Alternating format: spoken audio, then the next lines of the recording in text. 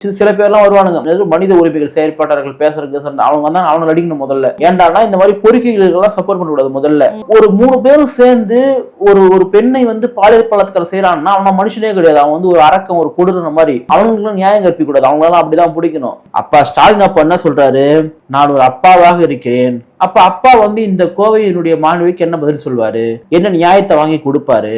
கோவையில நாம் தமிழர் கட்சியினர் அந்த சம்பவம் நடந்த அந்த இஷ்யூ பக்கத்தில் இருக்கக்கூடிய ஒரு டாஸ்மாக் கடையை இழுத்து மூடி இருக்காங்க. ஒரு பெரிய இஷ்யூ ஒன்று நடந்திருக்காங்க. ஏற்கனவே கன்னியாகுமரியில நாம் தமிழர் கட்சி பண்ணிருக்காங்க. தொடர்ந்து பாருங்க, நாம் தமிழர் கட்சி ஒரு எதிர்கட்சியாக இன்றைக்கு செயல்பட்டு வருகிறது. எடப்பாடி பழனிசாமியுடைய 4 வருட கால ஆட்சி எடுத்துக்கலாம், இவங்களுடைய 5 வருட கால ஆட்சி எடுத்துக்கலாம். எதுல குற்றங்கள் அதிகரிச்சிருக்குன்னா இந்த திமுக ஆட்சியில் தான் குற்றங்கள் அதிகரிச்சிருக்கு. நான் சொல்லக்கூடியது பெண்களுக்கு எதிரான குற்றம், பட்டியல் சமூக மக்களுக்கு எதிரான குற்றம், இது எல்லாமே நீங்க தொடர் அதிமுகவினுடைய அந்த 10 ஆண்டு கால ஆட்சியை விட திமுக காலத்தில் இந்த 5 ஆண்டு கால ஆட்சியினுடைய தொடர் குற்றங்கள் 4.5 ஆண்டு ரொம்ப அதிகம். இந்த திராவிட மாடல் ஆட்சி தொடர்ந்து இன்னும் செயல்பட்டால் இதை விட படும் மோசமான விளைவுகளை தமிழ்நாடு மக்கள் சந்திப்பார்கள் என்றது என்னுடைய ஐயமாக இருக்கிறது.